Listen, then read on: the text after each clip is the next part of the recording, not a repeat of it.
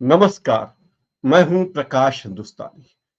क्या 17 नवंबर को मध्य प्रदेश में हुए विधानसभा चुनाव में 230 सीटों पर मध्य प्रदेश सरकार के ही कर्मचारियों और अधिकारियों ने कुछ गड़बड़ी की? हो सकता है कि गड़बड़ी की हो सकता है नहीं की हो, लेकिन ये बात हम इसलिए कह रहे हैं कि कांग्रेस ने ये आरोप लगाया है।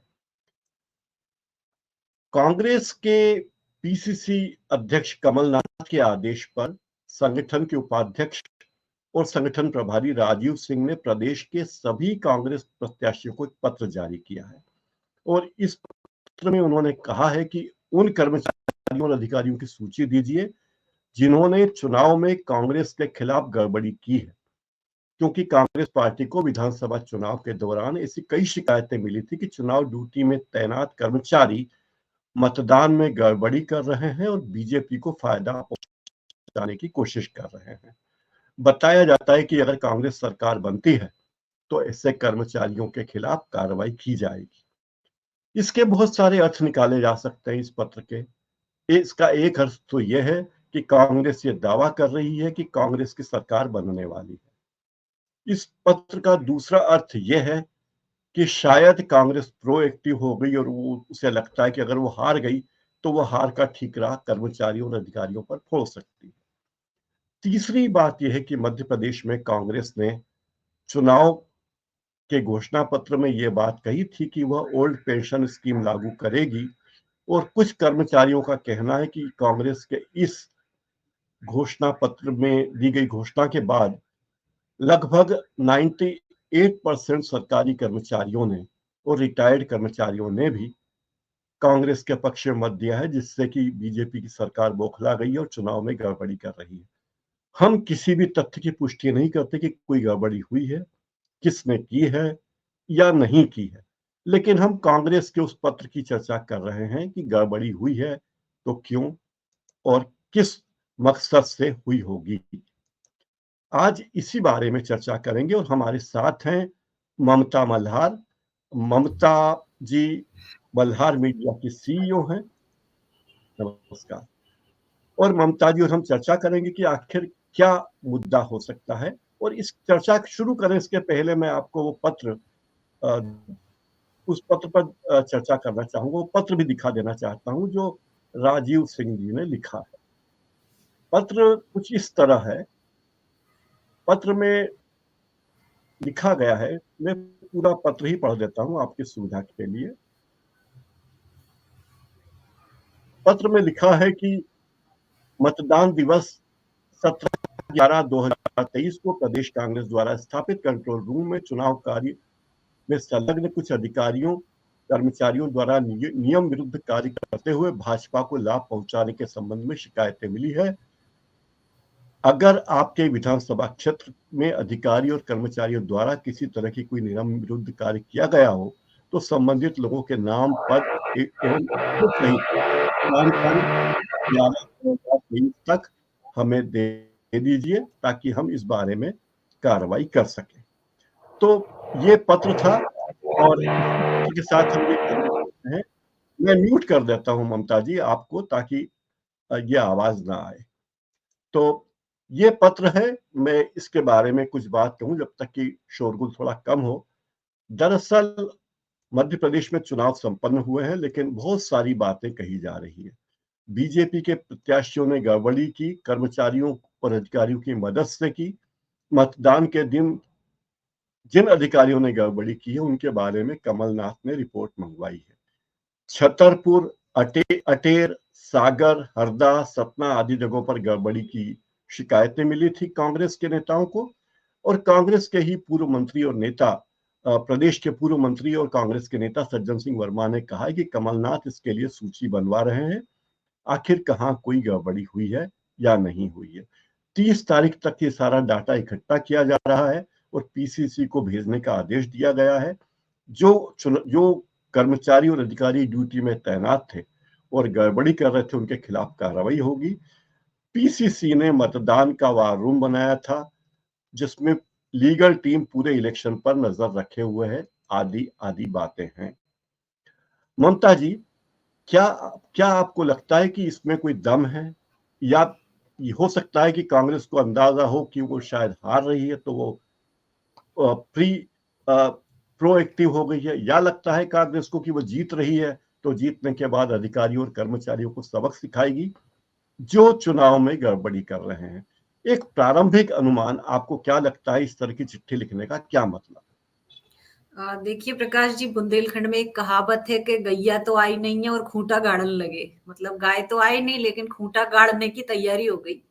तो कर्मचारियों को इस तरीके से मैसेज देके कमलनाथ जी क्या करना चाहते हैं, एक धमकी भरा मैसेज, धमकी भरी भाषा है कि हम सबक सिखाएंगे। कल सज्जन वर्मा ने भी कहीं से स्टेटमेंट दिया कि कमलनाथ जी सूची तैयार कर रहे हैं और सारे अधिकारियों कर्मचारियों को देख लिया जाएगा जो भाजपा के पक्ष में काम कर रहे हैं।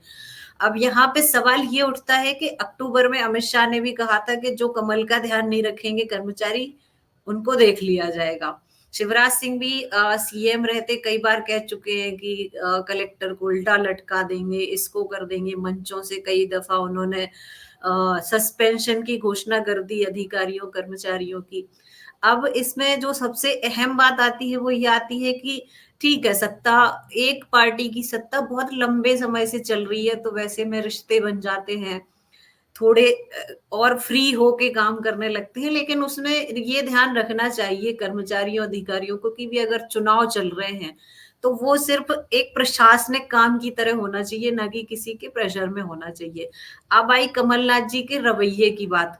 तो जब से ये चुनाव हुआ है कांग्रेस बहुत ओवर कॉन्फिडेंस में है इस बार। पता नहीं क्या चक्कर है, इतनी हवा भरी हुई है।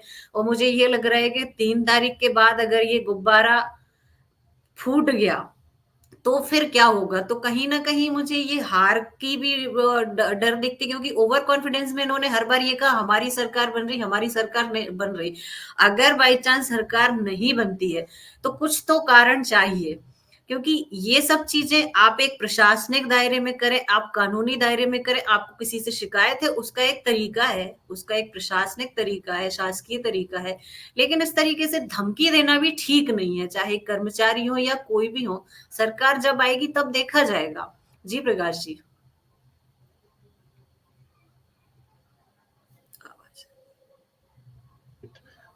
उनका कहना कि हम तो लीगल तरीके से ही काम कर रहे हैं, अपने अपने उम्मीदवारों से जानकारी मंगा रहे हैं और शिकायत हम उच्च स्तर पर करेंगे। फिलहाल तो उनकी बात यही है। मैं आपको बताऊं कि चुनाव में क्या होता, सबसे ज्यादा शिकायतें मिली थी ग्वालियर चंबल इलाके में। अटेर विधानसभा क्षेत्र के मतदान केंद्र 71 में 21 नवंबर को फिर से पुनर्मतदान के आदेश दिए। 21 नवंबर यानी कल होगा। यहाँ पर अमिट स्याही बाएं हाथ की मध्यमा में लगाई जाएगी। पहले तर्जनी में लगाई जाती थी, अब कहा गया कि मध्यमा में आप ये स्याही लगाइए। और मतदान सामग्री लेकर मतदान दल चले गए हैं वापस किशुपुरा इलाके में। और जिला कलेक्टर ने, या जिला निर्वाचन अधिकारी कहा जाएगा, पुनर्मतदान कराने हेतु विधिवत प्रशिक्षण भी दे दिया है कि अब क्या होगा। ऐसी शिकायतें शिवपुरी जिले से भी आई कि मतदान सामग्री जमा करने के दौरान गड़बड़ी हुई है। गोपालपुरा क्षेत्र के मजिस्ट्रेट ने कब्रिस्तान के पास 2 ईवीएम जब्त की है। मौके पर कांग्रेस प्रत्याशी गोपाल कैलाश कुशवाहा ने शिकायत की है। ऐसी बहुत तेरी शिकायतें आई है। और अब तो इसमें नेता प्रतिपक्ष डॉक्टर गोविंद सिंह की एंट्री भी हो गई। उन्होंने कहा कि लाहौर विधानसभा क्षेत्र से कई मतदान पेटियां ही गायब है। उन्होंने भी इस मामले में शिकायत की है। तो आपको क्या लगता है कि ये सारी शिकायतें क्या निर्मूल होगी, या बीजेपी सबकी संभावित जीत देखते हुए कांग्रेस अपना बचाव करने में जुटी हुई? नहीं, ये कहना तो मतलब ठीक नहीं होगा कि शिकायतें निर्मूल हैं। शिकायतें सही भी हो सकती हैं, कई चीजें हम लोगों के सामने भी आई हैं। लेकिन सवाल ये है कि अभी तक जहां जहां बीजेपी वालों के साथ बदतमीजी हुई या कुछ भी हुआ, उन मामलों में कुछ खास अभी तक इनकी तरफ से भी मांग नहीं की गई है और यहाँ से भी कुछ नहीं हुआ। भिंड वाले मामले में जरूर एक बयान आया है कि इसकी जांच की जाए, जिसमें 3 लोगों की हत्या भी हो गई है। तो शिकायत तो निर्मूल नहीं है। इस बार येन केन प्रकारेण दोनों पार्टियों को किसी ना किसी तरीके से चुनाव जीतना है। अब ये है कि इसमें कांग्रेस पहले से एक्टिव हो गई, प्रो एक्टिव हो गई। जैसे दिग्विजय सिंह जाके छतरपुर में धरने पे बैठ गए, फिर वो आज सागर में भी गए। अब इसमें सवाल एक और उठता है, जैसे रेहली वाला मामला है, रेहली वाले मामले में जो कांग्रेस आरोप लगा रही है कि प्रत्याशी पे हमला हुआ, तो एक ये कॉमन सेंस की बात है कि हमला अगर होना होता तो पोलिंग के दौरान होता, एक बात। दूसरी बात, गोपाल भार्गव 8 साल पुराने विधायक हैं, काफी सीनियर पॉलिटिशियन है, मंत्री रहे हैं, क्षेत्र में छवि बहुत अलग है, तो वहां पे हार का डर तो उनकी सीट पे तो निश्चित है, क्योंकि वहां से तो कुछ होना नहीं है। तो अगर ये हमला होना था तो पोलिंग के दौरान हो जाता। तो ये कई चीजें मिली जुली आ रही हैं। तो इसमें शिकायत मतदान में गड़बड़ी, फर्जी वोटिंग की गड़बड़ी आई कई जगह, अधिकारियों ने इनके लोग भी पकड़े हैं और उनके बीजेपी के भी पकड़े और कांग्रेस के भी पकड़े गए हैं। वो कई जगह पुलिस ने भी पकड़ा है फर्जी वोटिंग में। अब इस बार बूथ कैप्चरिंग की भी नौबत आ गई कई सालों बाद। मध्य प्रदेश में हिंसा तो हुई ही, बूथ कैप्चरिंग होने लगी और मशीनें जब्त की गई, जैसा कि आपने बताया। तो इतनी सारी चीजें आ रही हैं, तो निर्मूल तो नहीं कह सकते, और ये बहुत अच्छा संकेत नहीं है कम से कम आगे के लिए, क्योंकि आगे लोकसभा चुनाव भी है। जी प्रकाश जी। जी, तो सवाल ये है कि आखिर एकदम हिंसा की ऐसी बातें क्यों उठने लगी? क्या आपको लगता है कि ये चुनाव के बाद की कोई रणनीति कि देखो भाई अब चुनाव हो गए, अब हम हार गए तो ये फेस सेविंग हो सकती है कांग्रेस की तरफ से? हम नहीं कहते कांग्रेस हारने वाली, क्या कांग्रेस को हार का डर सता रहा है, या कांग्रेस जैसे कि दावा किया जा रहा है कि हम 150 सीटें लाएंगे, तो क्या 150 सीटों में कुछ कम सीटें आने वाली हो सकती है बीजेपी को? नहीं, ये हार का डर क्या तो है लगता है ही, आपको? और हार का डर तो है ही, और हार का डर दोनों तरफ है। लेकिन मैं एक फर्क देख रही हूँ कि शिकायतें तो ये लोग भी कर रहे हैं, लेकिन ये बीजेपी वाले बकायदा हर जगह जाके अधिकारियों के पास ज्ञापन दे रहे हैं। कल संडे को चुनाव आयोग में गए तो वहां पे जाके शिकायत करी, फिर आज छतरपुर में भी इन्होंने लोकल प्रशासन में ज्ञापन सौंपा, स्थानीय नेताओं के साथ में। लेकिन यहाँ से एकदम जो आक्रामक रवैया हो रहा है एकदम से, कि लेटर लिख के नाम भी मांगे जा रहे हैं, फिर इनके नेता भी कह रहे हैं कि देखेंगे, सबक सिखाएंगे, और खुद कमलनाथ जी ने भी एक के बाद एक 4-5 पोस्ट कल जो डाल दी, तो उससे तो यही लग रहा है कि भाई अब कारण तो ढूंढना पड़ेगा कहीं ना कहीं। इतने बड़े दावे अगर कर दिए हैं आपने, वो भी तब जब आपने बिल्कुल सुस्ती का परिचय दिया हो विपक्ष में रहते हुए। चुनावों में भी ऐसी कोई खास वो कांग्रेस की दिखी नहीं मुझे सक्रियता। इनके नेता खुद भी किस तरीके से रहे, हम लोग तो चर्चा करते ही रहे हैं। तो कहीं ना कहीं कारण तो दोनों को चाहिए है। अब बस ये है कि तरीका इसमें जो बोला जा रहा है वो गलत है, इस तरीके से नहीं होना चाहिए। इस तरीके से तो माहौल खिलाफ भी हो सकता है। जी, जी प्रकाश जी। कुछ दर्शक हमारे अभी जुड़े हैं तो उनको बता दूं कि हमारी चर्चा का मकसद ये है कि कांग्रेस के नेता ने, जो कांग्रेस के प्रभारी हैं, निर्वाचन प्रभारी, उन्होंने एक चिट्ठी लिखी है सभी उम्मीदवारों को और उनसे कहा है कि 30 नवंबर तक अपने प्रदेश कार्यालय में जानकारी भेजें कि चुनाव में किन किन अधिकारियों और कर्मचारियों का रवैया ठीक नहीं रहा, जिनके कारण चुनाव में ईमानदारी बाधित हुई, मतदाता ईमानदारी से वोट नहीं दे पाए या गड़बड़ हुई। क्योंकि हिंसा की कई जगह से खबरें आई थी। छतरपुर में राजनगर विधानसभा में कांग्रेस प्रत्याशी विक्रम सिंह नाती राजा के ड्राइवर की हत्या हो गई, सलमान खान उनका नाम था। एफआईआर में देरी के मामले को लेकर कांग्रेस नाराज रही, दिग्विजय सिंह तक वहां जाकर आंदोलन कर चुके हैं। भिंड के अटेर में कांग्रेस के बूथ एजेंट का घर जला दिया गया। सुर्खी में, सागर के सुर्खी में मतदान के दिन अफसरों ने प्रेशर से काम किया, ऐसा कहा जाता है। कांग्रेस प्रत्याशी ज्योति पटेल के वाहन में तोड़फोड़ की गई। हरदा के टिमरनी विधानसभा क्षेत्र में एक टीआई ने कांग्रेस कार्यकर्ता को मतदान स्थल के पास मतदाता पर्ची विवरण के लिए टेबल नहीं लगाने दी। सतना में रामपुर बघेलान विधानसभा में मंत्री राम खेलावन पटेल के कहने पर ऐसा कह रहे हैं कि पुलिस ने कांग्रेस कार्यकर्ताओं को परेशान किया। और इस तरह की खबरें लगातार मिल रही है। और जब भी चुनाव होते हैं, हमने देखा कि चुनाव के बाद आमतौर पर इस तरह के शिकायतें भी होते हैं और कई बार ऐसा लगता है कि पार्टियां अपना फेस सेविंग करने की कोशिश करती किसी न किसी बहाने की, चलो भाई अपनी, अगर हम जीते या हारे या इल्जाम बना रहे कि देखिए हम तो बेईमानी के कारण हारे, या बेईमानी के बावजूद हम जीते। दोनों बातें हैं कि सत्तारूढ़ पार्टी ने अपने प्रभाव का इस्तेमाल किया और हम हारे। ममता जी, हम आपसे कोई ये अपेक्षा नहीं करते कि आप बताएं कि किसका पक्ष मजबूत है, किसकी सरकार बनने वाली है, किसकी नहीं बनने वाली है, लेकिन मोटे तौर पर क्या प्लस रहे कांग्रेस के चुनाव में और क्या प्लस रहे बीजेपी की, हम एक बार फिर अपने दर्शकों को याद दिलाना चाहते हैं कि इस चुनाव की खूबियां क्या क्या रही, जिसके कारण ये चुनाव एक यादगार चुनाव बन गया। प्लस ये रहा कि बीजेपी ने पूरी तैयारी की, पूरी स्ट्रेटजी के साथ उतरी संघ की रिपोर्ट आने के बाद, और वो 1 साल हो गया उस रिपोर्ट को आए हुए। तो इन लोगों ने जिस तरीके से प्रत्याशियों की घोषणा की और प्रत्याशियों के हाथ में ही छोड़ दिया कि अब गेंद आपके पास है, आप चाहे जीत लें, आप चाहे हार जाएं। एक तो ये बीजेपी की स्ट्रेटजी है। अब इसमें हुआ ये कि कांग्रेस इतनी निश्चिंत थी 1 साल पहले से कि हमको तो जीतना ही है, तो कांग्रेस चुनाव आने तक भी ये कहती रही कि भाजपा घबराई हुई है, भाजपा घबराई हुई है। बाकी एक चर्चा हमारे बीच में भी हुई थी कि कांग्रेस की उस टाइम मतदाताओं के बीच कैसी तैयारी चल रही थी कि लाल वाला है तो ये तो बीजेपी का है, इसको नहीं पकड़ना है, नीला वाला है वो तो कांग्रेस का है, उसको छूना ही नहीं है, वो तो आ ही जाएगा, फिर एक जो पीला वाला है वो डगमगा रहा है। तो ये एक रहा। कांग्रेस ने चुनाव लेट भी शुरू किया, घोषणा पत्र इन्होंने जरूर पहले जारी कर दिया था, लेकिन कांग्रेस ने चुनाव में सक्रियता बहुत बाद में दिखाई, ये इनका माइनस पॉइंट है। फिर कैंडिडेट के झगड़े भी हुए इनके, जब प्रत्याशियों की घोषणा हुई, कमलनाथ और दिग्विजय की भी मतभेद की चीजें सामने आई। उधर बीजेपी अपनी तैयारी में लगी रही। मुझे एक नजर में ऐसे लगा जैसे भाजपा ने पूरा ट्रैप किया कांग्रेस को इस चुनाव में, शुरू से लेके आखिर तक के एक माहौल बनाया गया कि बीजेपी घबराई हुई है तो बीजेपी अपनी तैयारियों में लगी है। फिर बोले मोदी जी ने नाम नहीं लिया, तो मीडिया ने बहुत बड़ा योगदान दे दिया इसमें कि मोदी जी ने नाम नहीं लिया, शिवराज सिंह सीएम नहीं बनेंगे।